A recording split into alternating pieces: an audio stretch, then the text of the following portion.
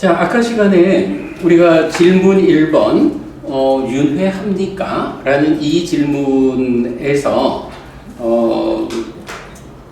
조금 아와 무와 이 참된 것과 참되지 않은 것 그 부분을 좀 설명하느라고 앞으로 갔다가 그 앞에 가서는 아예 나는 누구인가? 라는 주제로 유신과 오치원 그리고 식과명색 특히 식과명색에서 가는 것과 버려지는 것 이제 이런 부분까지를 좀 살펴보았어요.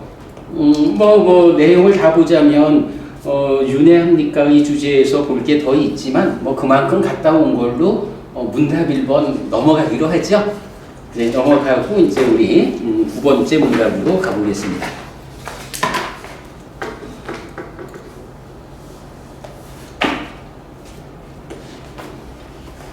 네, 문답 2.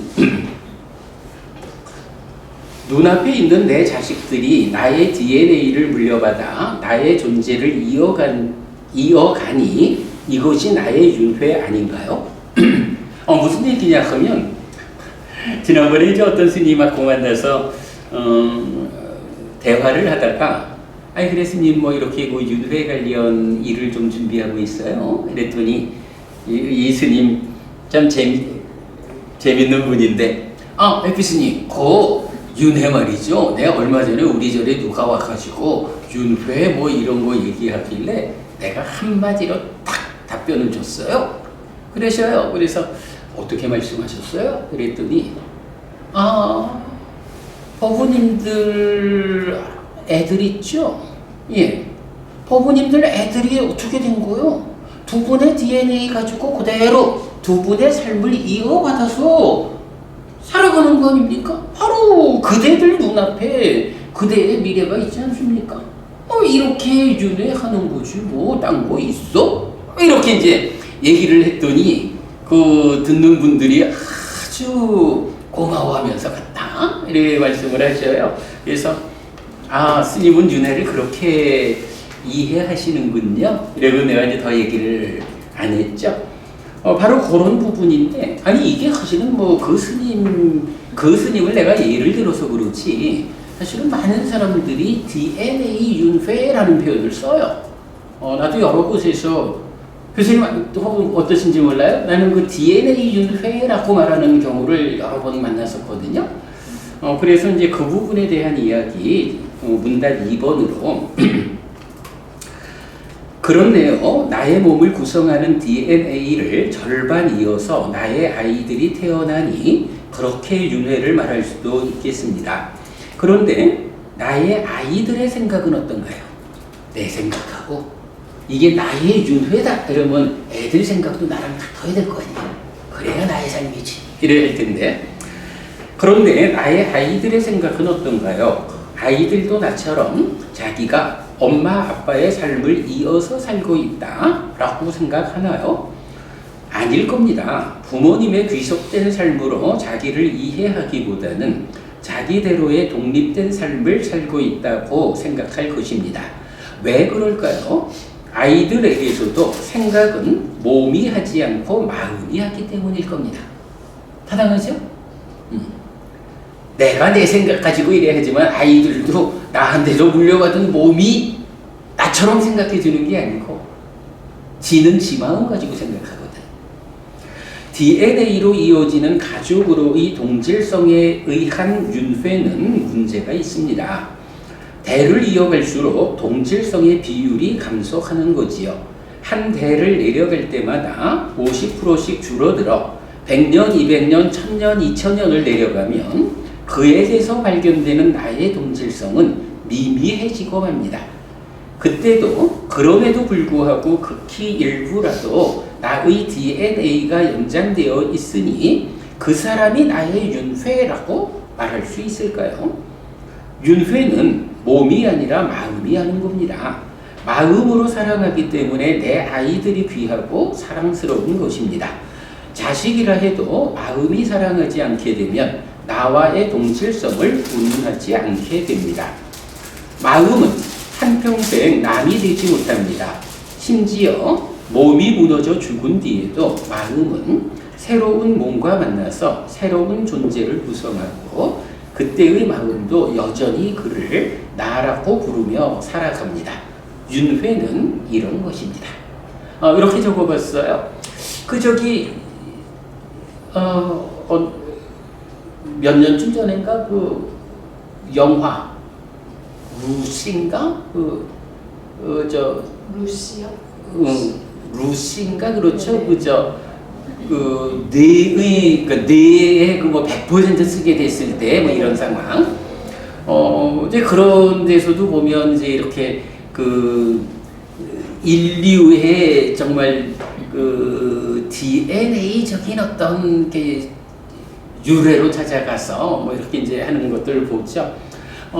자연과학이 발달하면서 삶을 몸 위주로, 물질 위주로, 마음이라는 것은 몸에서 파생된 것, 2차적인 것, 이제 이렇게 보려는 관점이 많다 보니까 불교 안에서도 윤회를 몸에 의한 대를 이어가는 것으로의 윤회, 이렇게 보는 관점들이 좀 있는데 이건 뭐 전혀 아니죠. 네, 윤회라는 것은 마음이 하는 거지. 그래서 아까도 우리가 봤지만 몸과 마음 중에 누가 오래 살아? 이런 관점이죠. 자, 문단 3번입니다. 뇌과학에서는 마음이 뇌에서 생긴다고 하는데요. 몸이 죽어 뇌가 멈춘 뒤에 어떻게 마음이 존재하여 윤회를 할까요? 어떤 뇌과학자들은 의도의 작용 이전에 측정되는 뇌의 신호를 근거로 마음이 뇌에서 생긴다고 말합니다. 그런데 앙구타라니까야 세세모음 61번 상가라와 경은 뇌, 즉 몸 이전의 삶의 과정인 따까로부터 생각이 떠오를 때 윗따까죠, 발산되는 소리를 언급합니다. 그렇다면 니까야의 관점에서는 뇌과학자들이 측정해낸 것은 마음이 생겨나는 신호가 아니라 몸에 참여 없이 마음 혼자 작용하는 영역인 따까 안에서 생긴 심의 작용이 따까의 영역을 벗어남, 즉 몸과 함께 작용하는 영역으로 올라와 몸인 뇌와 만나는 과정의 신호라고 해석해야 할 것입니다. 결국 마음은 뇌에서 생기지 않습니다. 물질의 영역뿐만 아니라 삶의 모든 영역에 대한 완전한 알미 담보된 부처님에 의해서만 알려진 마음 이야기입니다. 자, 요거요. 우리가 이제 삶의 메커니즘 하면 뭐니 해도 그 중심에 따까라고 하는 영역이 있잖아요. 따까, 가래의 형성 과정이거든요. 이 따까가 가지는 특징 중에 하나가 뭐냐 하면, 기본적으로 우리가 인식한다 하면 아니메설신의 색성행 미촉법 이래 나오잖아요. 그러면 이렇게 네이처가 웨이처를 인식할 때는 식이 근과 함께, 그러니까 근이 색에 대한 정보를 받아들여서 식에 전달해주면 식이 분별해야 하는, 요게 이제 인식이라고요. 그래서 안식이 안근과 함께 안네이처가 되어가지고 색을 인식하면 안식이 생겨나는 거야. 그러면 안과 색과 안식 세 가지가 만나는 촉에 의해서 느낌이 생겨나거든요. 경험하거든요. 요 수라는 거. 그러니까 네이처가 웨이처를 인식해서 알고 경험하는 거거든요. 요 때에 이제 그 인식하는 식의 작용을 자의라고 세 가지가 만나는 게 촉이잖아. 그러면 이제 요렇게 네이처가 웨이처를 인식하는 요 과정은 마음이 몸과 함께 인식하는 작용이잖아요. 그죠? 아무래도 장미버부님 노래 보고 장미버부님을 알잖아. 근데 만약에 내가 눈을 감고 아무리 안식에서 장미버부님을 알고 있어도 눈을 감아가지고 눈앞에 있는 장미버부님의 정보를 받아서 식에 전달해주지 않으면 못하잖아. 인식 못하잖아. 그래서 인식이라는 게 기본적으로 마음이 몸과 함께 하는 거거든. 그런데 따까라고 하는 요 영역을 우리가 해석을 해보면 요렇게 외입처에 대해서 아는 것으로의 식이 생겨나가지고 3, 4화합 촉해서 외입처를 경험한 요 느낌을 2차적으로 인식하는 과정이 따까 안에서 진행되는 2차 인식이에요. 그러면 이제 여기서 한 가지 중요하게 봐야 되는 게 내입처가 외입처를 인식한다라고 할 때는 마음이 몸과 함께 하잖아. 그런데 생겨난 식이 수를 인식하는 과정 2차 인식에는 식이 수를 인식하는데 몸이 참여하는?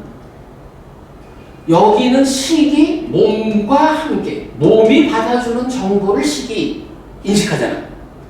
여기는 수를 인식하는 자리에 식이 인식할 뿐이지 식에 어떤 육체적 작용이 없다고.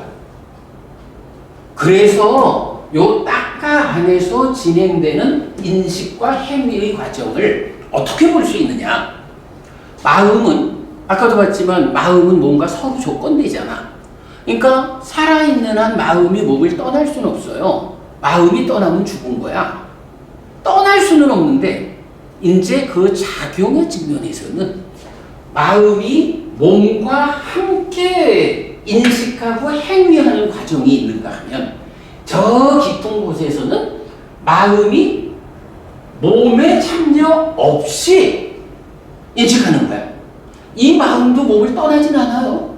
떠날 수는 없지만 인식을 하는 그 작용에 그 과정에 몸이 참여하지 않는 거야.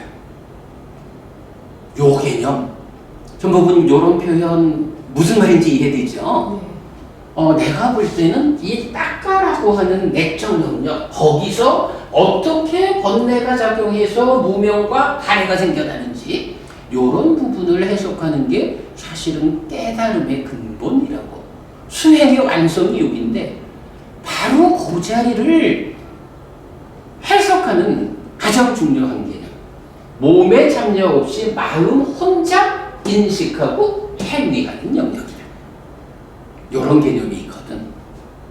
이런 개념으로 따까라고 하는 자리가 있는 거예요. 그래서 이제 여기서 가래가 생겨나잖아.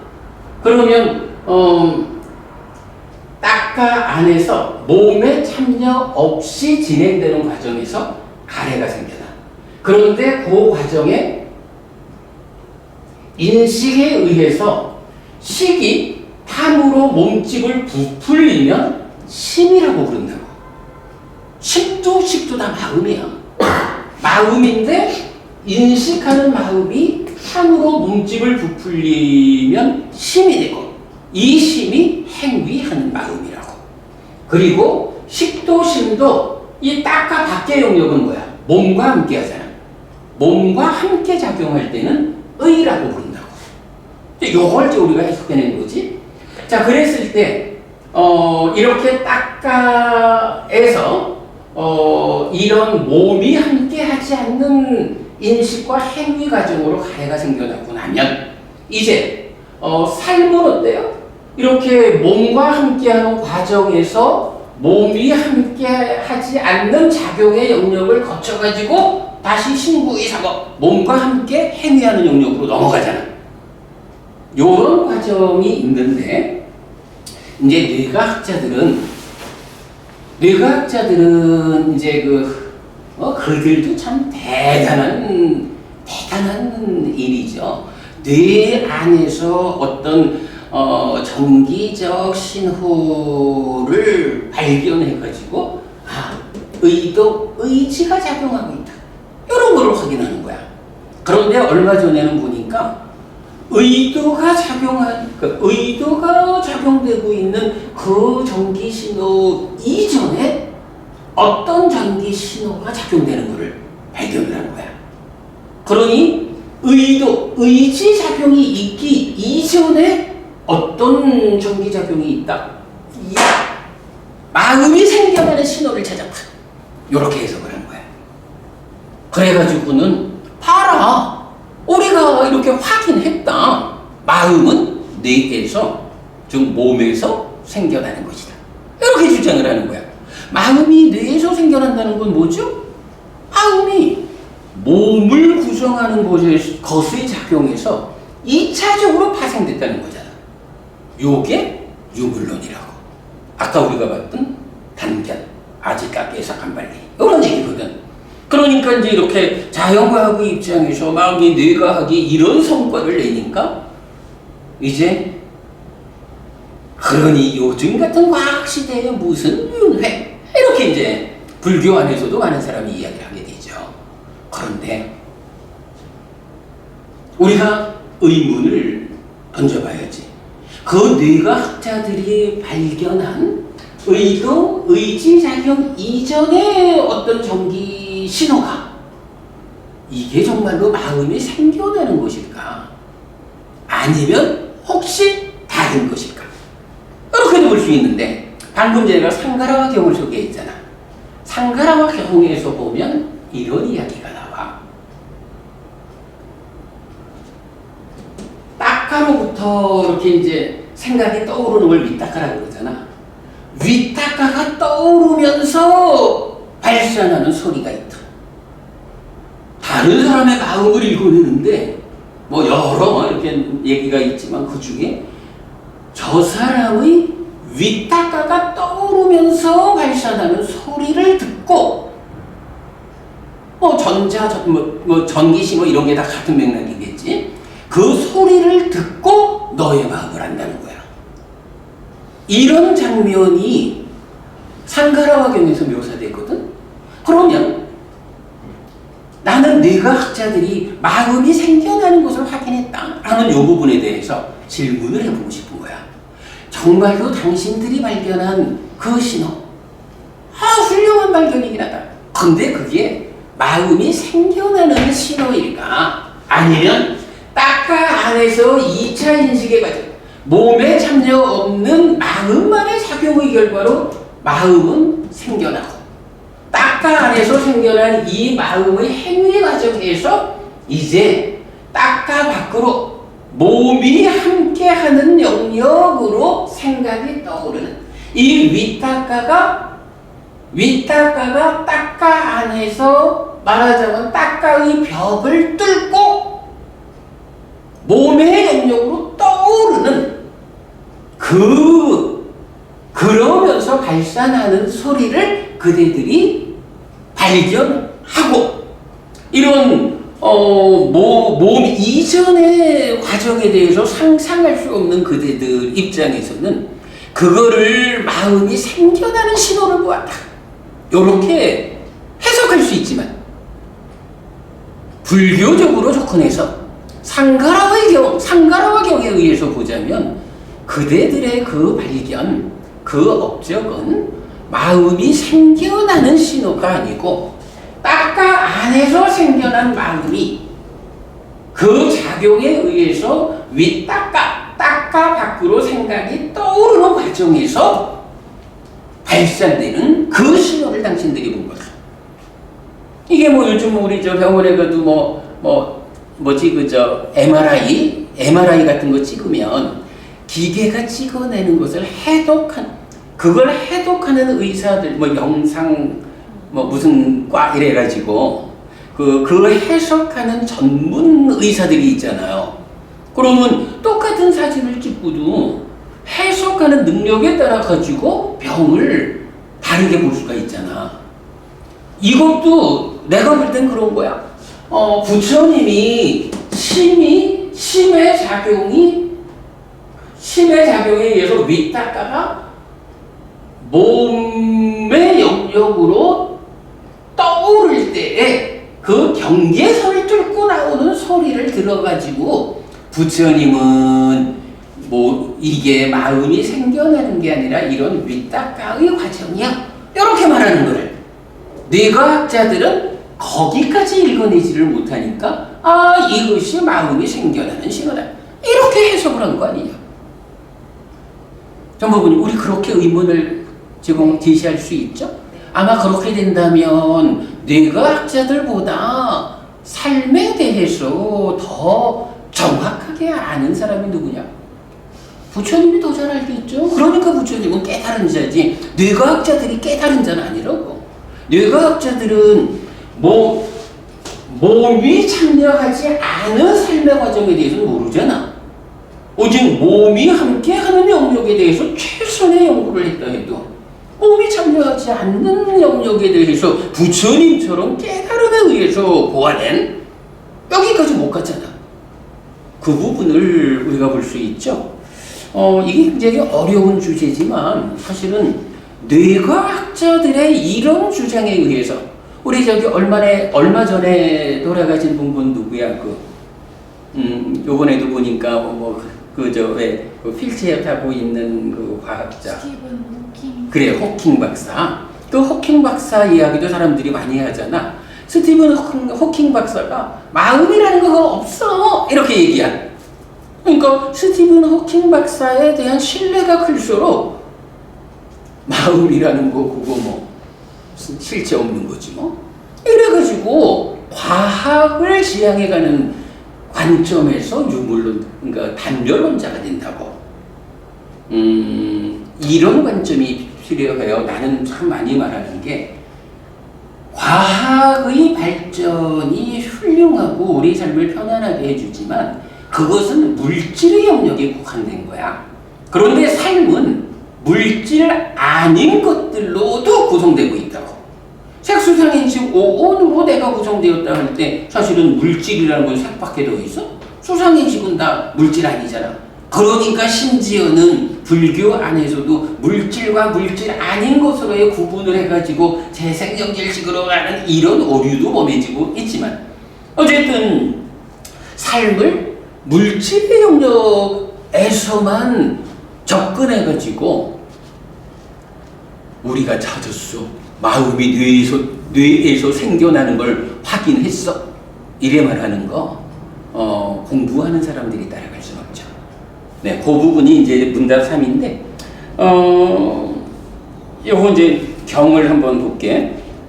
바라문이여 그러면 무엇이 신탁의 비범입니까? 바라문이여 여기 어떤 사람은 인상에 의해서 말합니다. 그대의 의는 이렇다. 그대의 의는 이러하다. 그대의 심은 이러하다라고. 만약 그가 많은 사람들에게 말하더라도 그것은 사실이 됩니다. 그렇지 않은 것이 없습니다. 그러니까 상대방의 마음을 읽는 거 이렇게 표현하는 거예요. 또 한 바라문들이요. 여기 어떤 사람은 인상에 의해서 말하지 않고 사람이나 비인간이나 신의 소리를 듣고서 말합니다. 그대의 의는 이렇다. 그대의 의는 이러하다. 그대의 심은 이러하다라고. 만약 그가 많은 사람들에게 말하더라도 그것은 사실이 됩니다. 그렇지 않은 것이 없습니다. 그리고 이제 원전을 좀 제공했고 또 한 바라문이요. 여기 어떤 사람은 인상에 의해서 말하지 않고 사람이나 비인간이나 신의 소리를 듣고서 말하지도 않습니다. 단지 윗다가로부터 윗자라로부터 윗다가가 발산하는 소리를 듣고서 말합니다. 요 개념이 나오는 거예요. 그대의 의는 이렇다. 이렇게 동일하게 반복되죠. 또 한 바라문이요. 여기 어떤 사람은 인상에 의해서 말하지도 않고 사람이나 비인간이나 신의 소리를 듣고서 말하지도 않고 윗다가로부터 윗자라로부터 윗다가가 발산하는 소리를 듣고서 말하지도 않습니다. 단지 무심무사의 삼매에 든 자의 심으로부터 심의 차이를 분명히 합니다. 라고 해서 이제 무심무사라는 것은 이제 제2선 이후에 높은 삼매잖아. 그럴 때는 이제 여기서 이렇게 생각이 떠오르는 과정에 윗다가라고 하는 걸 우리가 얼마 전에 해석했지만 요거는 욕계에서의 생각이 떠오르는 거. 그래서 그 윗다가 윗자라가 전일해지면 초선. 그리고 제2선부터 윗다가 윗자라가 없는 상태가 되는데 경에서는 빠리 윗다가라고 해서 더 높은 경지의 생각이 떠오름을 다른 말로 표현을 해줘요. 그러니까 이제 그건 그렇고 어쨌든 그래서 여기서 우리가 분명히 볼 수 있는 게 윗다가 윗자라가 발산하는 소리. 의도, 의지의 작용 이전에 작용하는 거. 이제 그런 부분을 우리가 확인할 수 있어요. 그래서 뇌과학에서 어떤 신호의 발견을 가지고 마음이 뇌에서 생긴다라고 말하지만 물질 이전에, 그러니까 물질이 참여하지 않는 작용의 영역, 여기까지 접근된 부처님의 가르침에 의하면 그것은 하나의 현상이지 마음이 생겨나는 소리는 아니다 라고 우리가 말하면 되겠어요. 자, 그 다음에 이제 문답 4번으로 갈게요.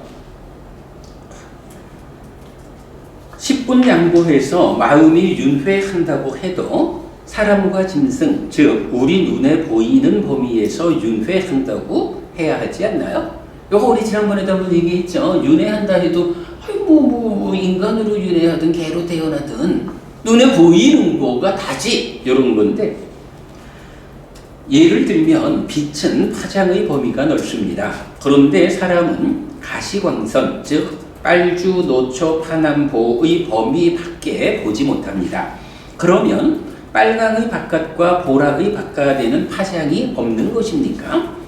아닙니다. 빨강의 바깥에는 적외선이 있고 보라의 바깥에는 자외선이 있습니다. 다만 인간의 인식 능력 밖에 있기 때문에 보지 못할 뿐이지요. 그래서 가시광선 밖의 빛의 파장을 인식하는 짐승들도 일부 있는 것입니다. 그리고 사람도 가시광선 밖의 파장을 봅니다. 과학의 발전에 따른 기계의 도움을 받는 거지요. 존재의 경우도 마찬가지입니다. 가시의 영역에는 인간과 축생이 있지만 가시의 바깥 영역에도 존재가 있습니다. 중생의 존재 상태는 란생, 태생, 습생, 화생의 4가지 사생이 있는데 인간과 축생은 란생, 태생, 습생에 속합니다. 그러면 화생은 무엇입니까?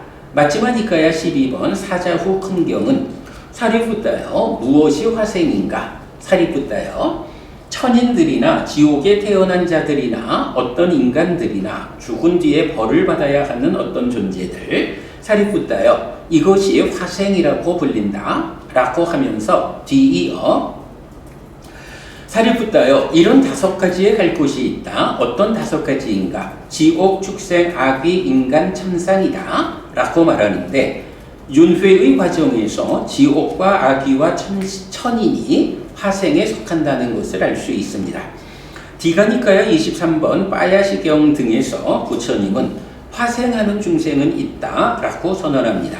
가시광선 밖의 파장을 기계의 도움을 받아서 볼 수 있듯이 수행을 통한 인식 능력의 향상은 화생하는 중생을 볼 수 있게 합니다.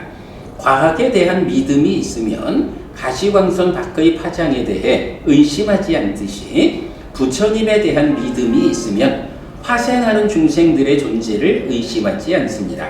그래서 윤회의 범위는 지옥, 축생, 악귀, 인간, 천상의 5갈래로 구성된 중생세상입니다. 인간이나 짐승 이렇게 윤회를 말하고자 하는 사람도 많이 있지만, 그러나 가시광선 밖의 경우를 말하듯이 이렇게 가시적인 존재 말고 우리 눈에 보이지 않는 존재에 대해서도 기계의 도움으로 적외선, 자외선 이 존재를 알듯이 수행에 의해 가지고 확인되는, 우리는 부처님에 대한 믿음으로써 부처님이 알려주는 화생의 존재를 아는 것. 요거죠. 그래서 윤회는 지옥, 축생, 악귀, 인간, 천상의 5도 윤회, 5갈래의 과정으로 이루어진다. 네, 이 부분 문답 4번이고요. 문답 5. 이렇게 마음이 윤회한다면 부모님에게 감사할 것이 있나요? 불교는 효에 대해 어떤 입장인가요? 마음이 윤회한다고 해도 마음만으로 살아가는 것은 아닙니다. 마음이 몸에 구속된 상태가 중생이라고 불리는 나인 만큼 중생인 한 몸 없는 나는 상상할 수 없습니다. 이런 몸과 마음의 관계를 감안할 때 무명에 덮이고 애에 묶여서 옮겨가고 윤회하는 중생이라는 윤회의 선언을 이해할 수 있습니다. 부모님은 전생에서 찾아온 마음에게 이 몸과 함께하는 나의 삶을 이끕니다. 그리고 이런 이끔의 고마움이 너무 커서 그 은혜에 보답하기는 매우 어렵다고 하는데 바로 효에 대한 불교의 시각입니다. 1. 인간들의 삶에서 효는 중요한 덕목입니다. 그렇다면 불교에서 효는 중시되고 있습니까?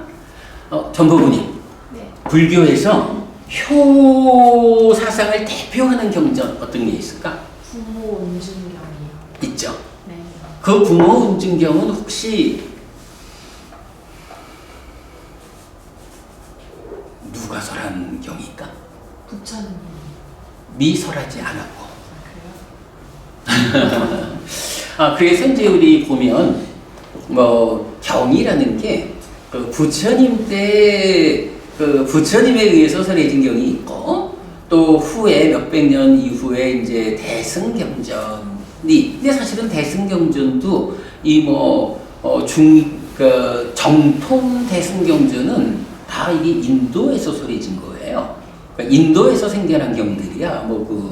설일체유구 있죠. 뭐 이래가지고 그런가 하면 이제 그 다음에 중국에서 설해진 경들이 또 있다고. 그죠? 중국에서 불교가 중국화되는 과정, 어떤 필요성에서 생겨난 경들이 있는데 대표적으로 부모 은준경이 중국에서 만들어진 경이야. 그래서 일단 부모 은준경 빼고 그리고 나면 효와 관련된 경이 어떤 게 있을까? 잘 모르지 뭐. 부모의 은혜, 효를 하지 않으면 지옥 간다. 이런 내용? 어떤 경이 그런 말을 할까? 치장경. 지장경. 세상에 효를 효는 하지 않으면? 그 경은 지장경도 저기 인도에서 만든 건가요? 중국에서 생긴 건가요? 중국이죠, 지장경도. 네. 그렇습니다. 네. 자, 그래서 일단 그렇게 좀 짚어본 상태에서 불교는 개인의 삶의 완성을 지향하지만 삶의 완성이 관계의 완성을 포괄한다는 이해의 측면에서 최근접의 관계인 가족 관계의 완성은 중요합니다. 그래서 불교에서 효는 큰 비중을 가지는 덕목입니다. 먼저 죽은 뒤에는 하늘에서 기뻐한다는 용례 가운데 효와 관련한 경은 4개가 있는데 부모님을 공양하는 것은 공덕을 쌓는 행위이기 때문에 살아서는 현자들이 그를 칭찬하고 죽은 뒤에는 하늘에서 기뻐한다고 말합니다.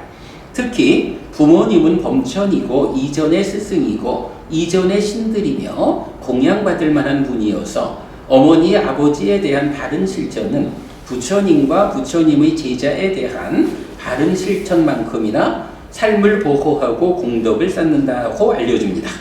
라고 해서 어머니 봉양경, 범천과 함께한 경, 타업품경 2번, 범천경 4개 있고요. 그 다음에 이 평등한 신품은 부모님의 은혜를 갚기가 쉽지 않은 이유를 어머니와 아버지는 자식들을 돌보고 양육하고 이 세상을 가르쳐주는 등 많은 일을 하기 때문이라고 말합니다. 특히 부모가 하는 많은 일 가운데 낳아주었다는 말이 없다는 것은 주목해야 합니다. 이게 우리는 참 낳을 때 괴로움 다 잊으시고 이렇게 이건 부모님을 말할 때는 첫째가 낳아주셨다라는 거에 두잖아. 근데 경에서 보면 이 부모님의 은혜가 얼마나 큰지 이래 말할 때 낳아주었다라는 말이 없어. 이거는요 요즘으로 보면 입양에 대한 불교의 입장의 기준이 되는 거예요. 대단하죠. 자, 그래서 특히 부모가 하는 많은 일 가운데 낳아주었다는 말이 없다는 것은 주목해야 합니다. DNA를 잇는 관계보다는 돌보고 양육하고 이 세상을 가르쳐주는 등의 역할을 말하는 것인데 입양에 대한 불교의 입장을 알려주기도 합니다. 이때 은혜를 갚는 방법은 부모님이 자신의 삶을 향상으로 이끌도록 안내하는 것인데 믿음, 계, 보시, 지혜를 갖추도록 부추기는 일입니다. 3.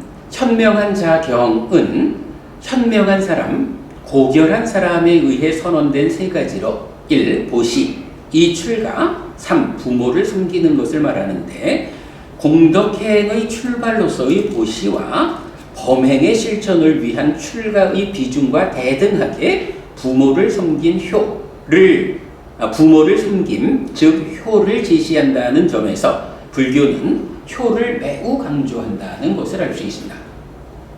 나는 사실 요경을 제일 늦게 발견했는데, 깜짝 놀랐어.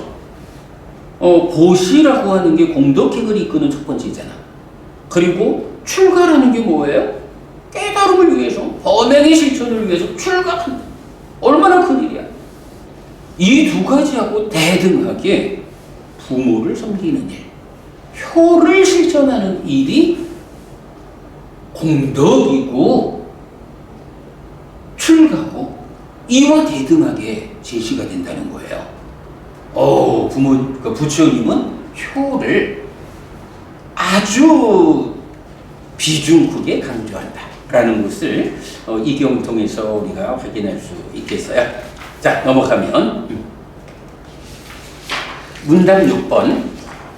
윤회한다면, 그래서 마음이 전생을 이어 지금을 살아간다면 왜 나는 전생을 기억하지 못할까요? 이건 사실 어저께 그 불교방송 금요 포커스 할 때 이 질문이 나왔는데, 이게 참 그 불교방송에서 그 방송을 듣는 분들이 얼마나 귀 기울여 주실는지 몰라도 이 주제를 참 설명하기 어렵더라. 그래도 뭐 어쨌든 질문이 나왔으니까 답을 해야 되잖아. 그래서 그냥 겨우겨우 가능한 한 좀 어렵지 않게 말하느라고 애를 써서 이런 답은 했어. 제가 그 답을 하면서 내가 참 조금 더 여유 있게 책을 썼으면 어제 답한 내용에 어떤 부분을 여기 넣었을 거야. 왜 전생을 기억하지 못하느냐? 라고 할 때 내가 데이터베이스가 없어서 전생을 기억하지 못한다. 이런 표현을 했거든, 어제. 뭐냐 하면, 금방도 봤지만, 마음의 몸이, 그죠? 마음이 중심이 될 때 몸이 서로 조건됨에 의해서 백년 안팎 함께 했다가 무너지면 새로운 몸으로 가고. 그러면 지금 몸과 함께하는 상태잖아. 지금 몸과 함께하는 상태에서 전생의 기억이라는 거는 전생의 몸들과 함께하는 거잖아. 자, 인식이라는 게 마음이 몸과 함께 인식이 시작되잖아. 근데 이 몸이 지금 몸이야. 전생에 대한 기억은 전생의 몸이 갖고 있어. 이런 측면. 근데 전생의 몸은 지금 없잖아. 전생의 삶에 대한 기억을 담고 있는 데이터베이스가 없어. 컴퓨터에 외장하드를 이걸 끼우면 그걸 읽을 수가 있어. 외장하드를 바꿔 끼우면 이전 외장하드가 못 읽어. 그래서 내가 데이터베이스가 없기 때문이라고 그래 했더니 아나운서도 놀라워. 근데 내가 생각할 때 아주 멋진 비유야. 놀라움이에요? 아니면 동의하지 못함이에요? 일단 공감이라고 볼게. 네. 그러니까 그런 이야기를 했는데 요거는 지금 뭐 책을 읽지 않고 넘어갈게요. 이 부분은 하여간 그런 이야기야. 하여간 마음이 몸과 함께 인식하고 행위하는 이 과정에서의 기억이 작용하는 메커니즘, 요 부분 몸이 달라지면 이전 몸에 대한 데이터베이스가 없어서 기억하지 못한다. 그러나 이제 숙명통이라는 높은 수행의 성과에서는 그러니까 마음 자체를 구성하고 있는 그 기억. 그러니까 마음이 기억하는 일을 하는데 그러니까 숙명통이라는 이런 능력에 의해서는 마음 자체 안에서 기억을 찾아내는 이런 측면으로 이제 숙명통이 설명된다 하는 것. 자, 그렇게 보고 넘어갑니다. 문답 7. 이렇게 전생이 확실하다면 전생은 지금 나의 삶에 어떤 영향을 미칠까요? 이것도 더 중요하죠. 이것도 더 어저께 질문에서 금수저와 흙수저, 수저론에 대한 질문을 또 하셔가지고 또 그냥 거기에서부터 완전히 업에 대한 이야기, 공덕에 대한 이야기로 쭉 토론이 좀 방향을 바꿨지만 재밌게 자, 전생은 기본적으로 몸의 차별일 뿐 마음은 행위를 통한 변화의 과정에서 동일한 정체성을 이어오고 있습니다. 연기된 식. 이런 마음의 측면에서 전생의 영향은 행위, 즉 업의 관점에서 접근해야 합니다. 업은 과와 보를 이끄는데 과는 행위에서 생겨나는 직접적 결과이고 보는 행위가 무상한 삶의 과정에서 경험되는 것인데 과가 다른 조건들과 함께 엮여서 익은 값입니다. 불교는 과는 말할 것도 없지만 보에 주목합니다. 생겨나 있는 값보다는 그것을 삶의 과정에서 어떻게 경험하는지에 더 중심을 두는 것입니다. 불교의 최상위 개념을 보와 보멸, 즉 괴로울 것인지 행복할 것인지에 두는 것과 같은 맥락입니다. 이렇게 업의 관점에서 전생이 미치는 영향은 몇 가지 관점을 살펴보아야 합니다. 1. 꿰뚫음경. 비구들이여 무엇이 엎드려 보인가? 비구들이여 지금 여기이거나 걸어서 닿는 곳이거나 그 후에 오는 생의 세 겹의 엎드려 보를 나는 말한다. 비구들이여 이것이 엎드려 보라고 불린다. 이렇게 전생의 업들은 금생에서든 또는 다음 생에서든 조건들과 함께 엮여서 있는 시점에 경험됩니다. 이런 방식으로 전생은 지금 나의 삶에 영향을 미칩니다. 2. 공덕은 1. 행복을 가져오는 것이고 죽을 때 가져가는 2. 죽을 때 가져가는 것이고 3. 저 세상의 버팀목이 되는 것입니다. 전생에 얼마만큼의 공덕을 지었는지에 따라 지금 삶의 내가 어떤 버팀목 위에서 시작하는지가 결정된다는 것인데 요즘 말로 치면 금수저 물고 태어날지 흙수저 물고 태어날지의 결정입니다. 심지어 그보다도 더 큰 영향력으로 하늘에 태어날 수도 있고 지옥에 태어날 수도 있습니다. 전생은 이렇게 지금 나의 삶의 출발을 결정하기 때문에 그 영향은 매우 큽니다. 어제도 이제 요 얘기 할 때 내가 공덕이라는 게 뭡니까?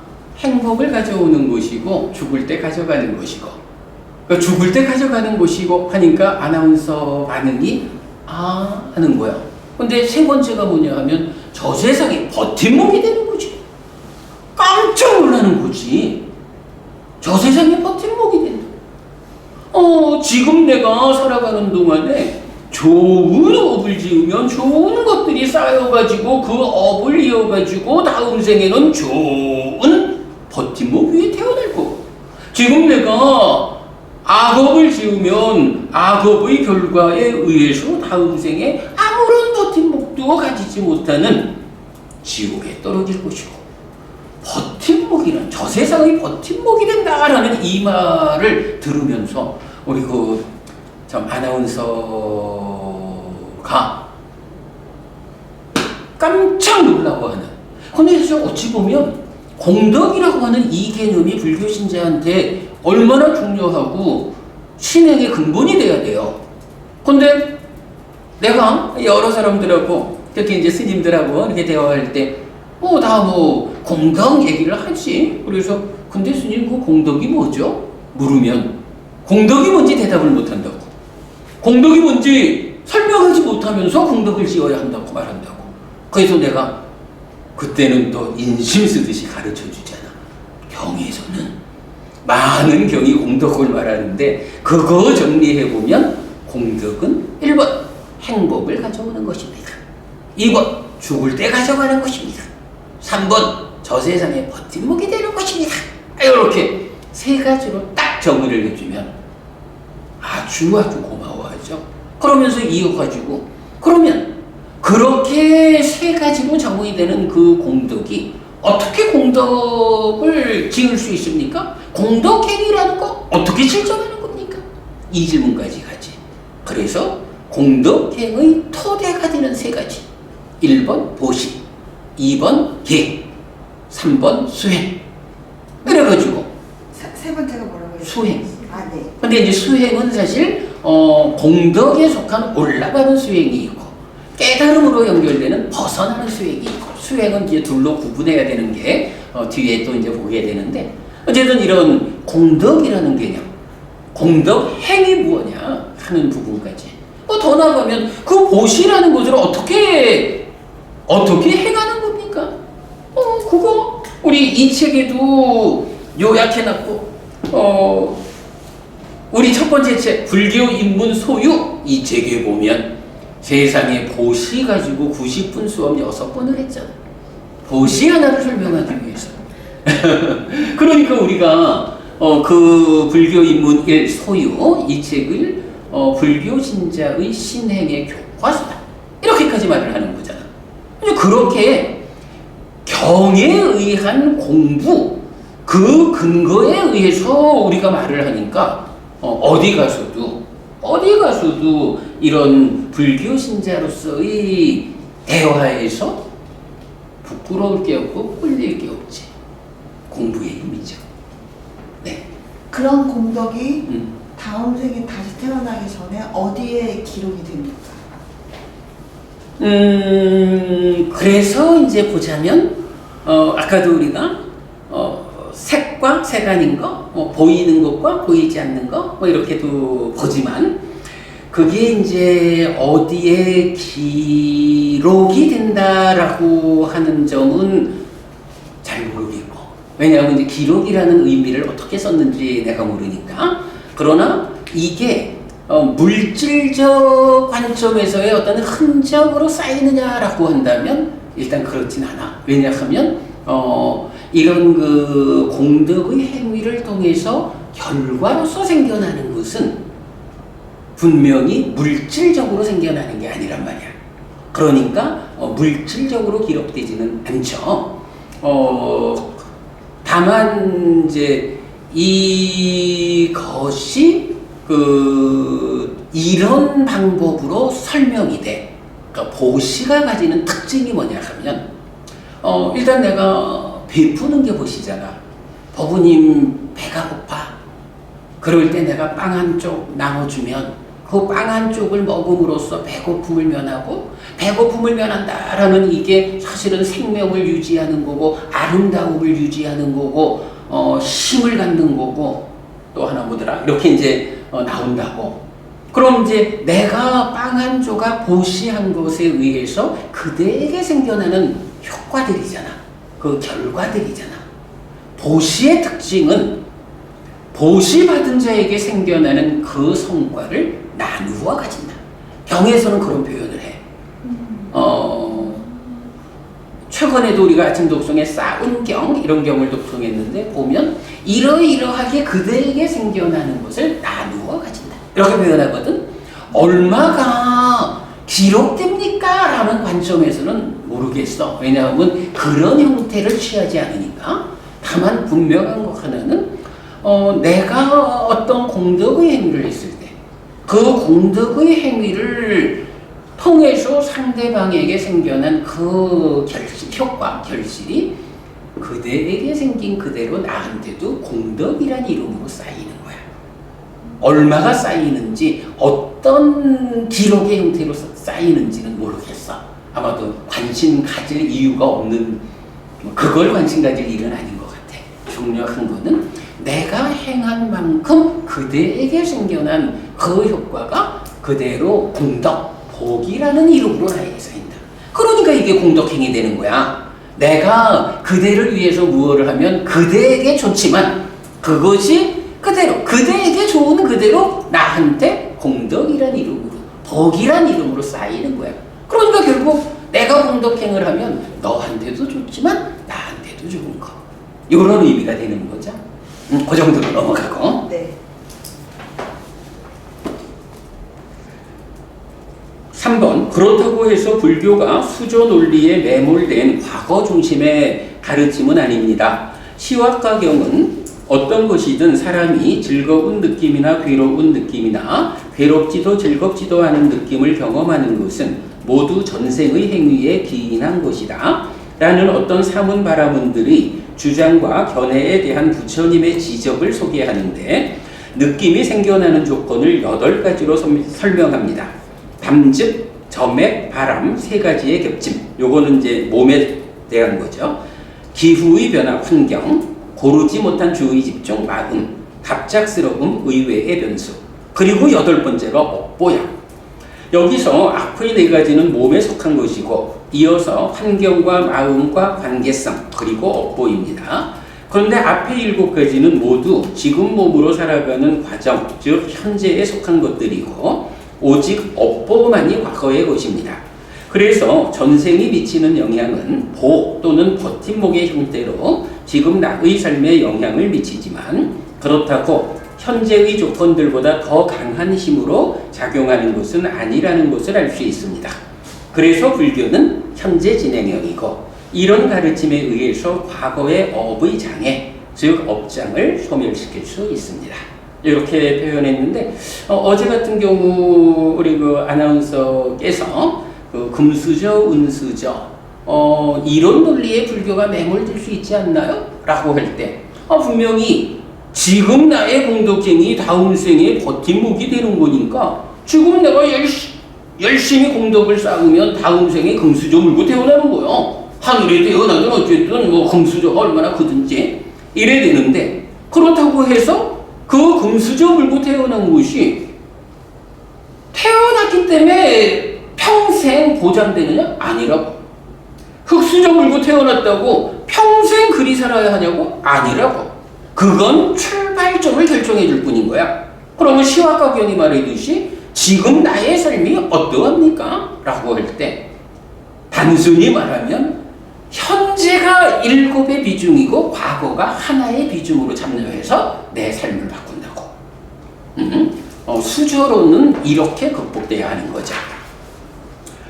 자, 그 다음에 보면 이제 문답 8에서 부부는 전생의 원수가 앞으로 만난다고 하던데요 했고 9번에서는 윤회가 인도 이야기인데 불교에 왔잖아요. 이렇게 물었고 10번에서는 아무리 그래도 무아인데 어떻게 윤회하는지의 궁금증은 해소되지 않습니다. 이렇게 이제 10개의 문답으로 제1장을 서술했거든요. 시간이 이제 마칠 시간이 된 것 같아서 이렇게 이제 3가지는 제목만 소개를 하는데 제가 시간이 좀 사실은 우리 토론회 일정에 맞추느라고 좀 서둘렀잖아요. 그러다 보니까 돌이켜 생각하니까 한 가지 질문이 다 여기에 들어갔어야 되는데 하는 게 있어. 그게 뭐냐 하면 지난번에 어떤 동영상을 보니까 윤회 없음을 주장하는 그 근거로 이걸 말하더라고. 성행위를 하면 정자가 난자로 찾아가서 결합이 되는 거잖아. 그런데 성행위의 결과로 하나의 정자가 출발해가지고 하나의 난자와 결합하는 거 아니죠. 수억의 정자가 출발해가지고 오는데 그 중에 하나의 정자만 난자와 결합하잖아. 그러면 이 의문이 사실은 이게 어려운 질문이야. 정부분이. 그 수억의 정자 가운데 난자와 결합하는 하나의 정자를 제외한 나머지 수억의 정자들은 말하자면 다 죽는 거잖아. 그 정자들도 생명이잖아. 그치 교수님? 생명이니까 이 생명이 제각각 하나의 중생의 입장에서 출발해서 와서 하나의 중생, 하나의 정자만 난자를 만났어. 그러면 이 나머지 그 수억의 정자라는 존재, 중생은 태어나보지도 못하고 죽는 거잖아. 이게 말이 되냐? 이게 말이 되나? 어떻게 대답해야 될까 이거? 어떻게 대답해야 될까? 이거는 대답이 안 돼. 아무리 해도 하나의 경우, 즉 경에서 경이 어떤 기준을 주고 있다라는 한 가지 말고는 우리가 여기서 백날 생각을 해봐도 답이 안 될 거야. 근본 교리 등 근본 교리 등 경이 있어. 안구따라니까야 세세 모음에 속하는데, 그게 이제 왜 그저 유명한 삼종 외도 있잖아요.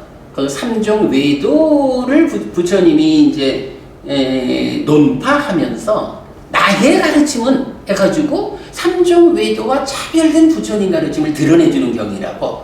근데 거기서 보면 뭐 육계로서 몸에 들어와서 붙잡는 뭐 이렇게 이제 윤회 과정을 말하기도 하는데, 그 문장에서 보면 그게 지금 어디에 있을까? 이건 요 책 안에 있어. 근데 거기서 보면 이런 말이 나와. 나는 느낌을 경험하는 자에게 고진멸도 사성제를 설한다. 그게 뭐예요? 느낌을 경험하는 자. 이 느낌을 경험하는 자에게 고진멸도 사성제를 말한다. 이러는데, 고진멸도 사성제라는 이 진리, 고와 고멸이라고 하는 불교의 최상위 개념. 고집성제가 뭐야? 고집성제가 가래 또는 그 근본교리 등 경에서는, 근본교리 등 경을 빼놓고는 다 고집성제가 가래로 나오거든. 근데 그 경에서는 12연기를 설명해요. 무명을 조건으로 행을 조건으로 시기, 명세기 해가지고 생노사 하는 이 12연기를 고집성제로 설명하거든. 그리고 고멸성제가 무명의 멸로부터 행멸이 있고, 이렇게 소멸로 나오거든. 그래서 이제 거기서 보면 고집성제로 연기, 12연기가 제시되고, 이렇게 괴로움이 생겨나는 원인을 12연기로 설명하는 거야. 그리고 이렇게 고집멸도, 12연기를 고집성제로 포함하는 사성제를 누구에게 설하느냐? 라고 하면 느낌을 경험하는 자에게 사성제를 설한다. 이러거든. 그 얘기는 뭐냐 하면요, 부처님이 법을 설하는 그 대상이, 사실은 그 대상이 뭐냐 하면 중생이잖아.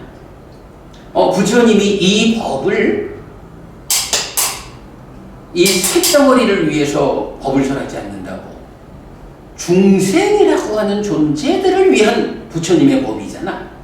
그러니까 무명에 덮이고 가래에 묶여서 옮겨가고 윤회하는 중생들을 위해서 거기서 벗어나라고 설해진 법이 고진멸도 사성제로 대표되는 부처님 가르침이잖아.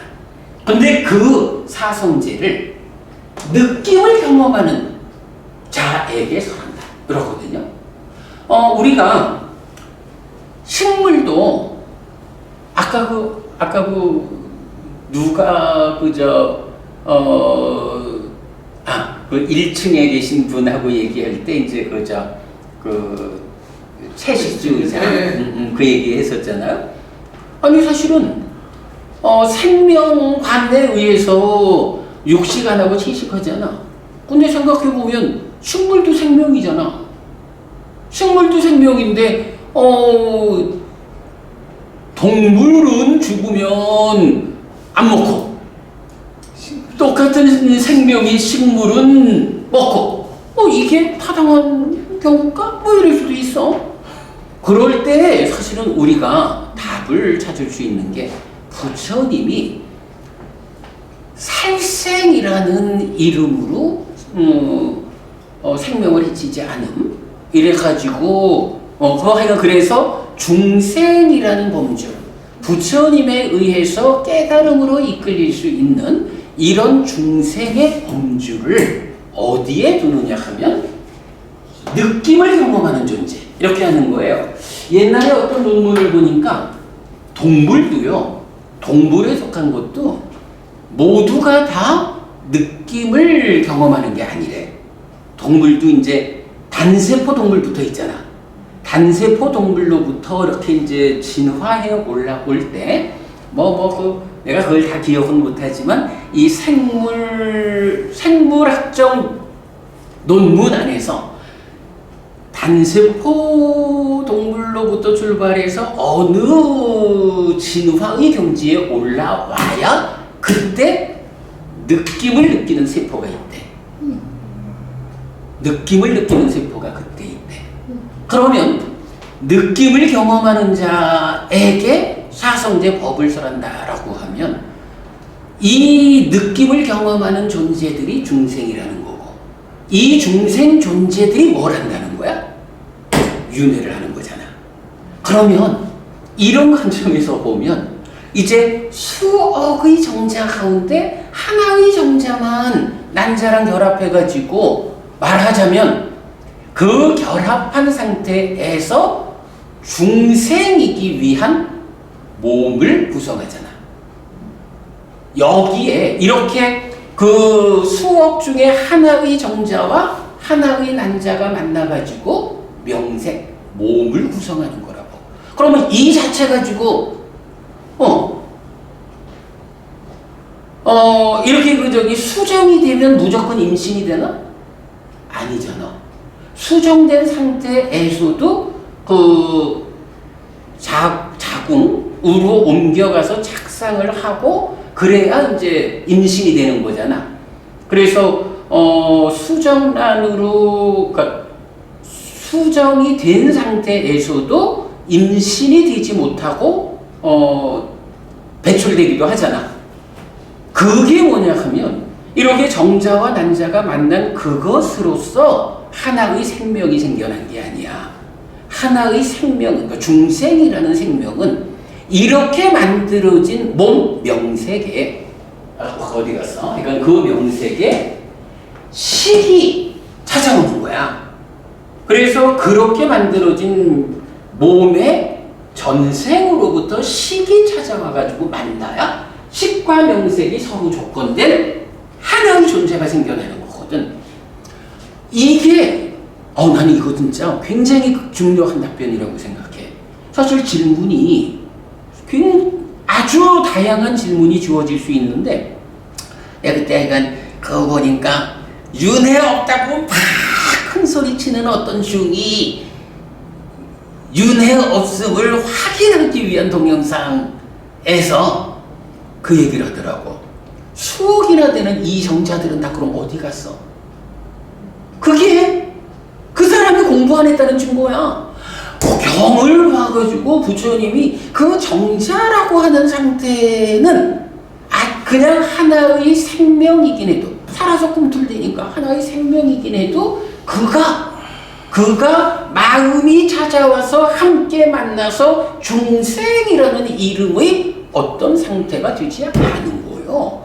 그 중에 하나의 정자가 하나의 남자와 만나서 몸을 구성할 때 거기에 전생으로부터 찾아오는 식과 만나야 비로소 하나의 중생이라고 하는 존재라고 하는 존재가 되는 거예요. 이런 부분을 우리가 이해하면, 근데 그 이야기에서 기준이 그건 거예요. 그러니까 좀 전에 말했지만 동물도 단세포 동물로부터 어느 만큼 진화가 되었을 때 비로소 느낌을 느끼는, 고통을 느끼는 세포가 생긴대. 나 그 생물학 논문을 어쩌다가 내가 그걸 봤는지 모르겠어요. 그거 보면서 이야, 근본경이 등경에서 부처님 하시는 말씀하고 딱 맞네.